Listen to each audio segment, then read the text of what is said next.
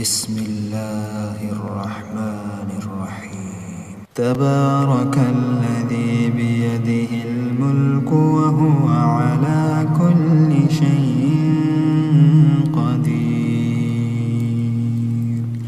الذي خلق الموت والحياة ليبلوكم أيكم أحسن عملا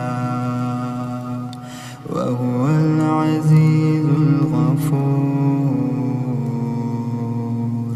الذي خلق 7 سماوات طباقا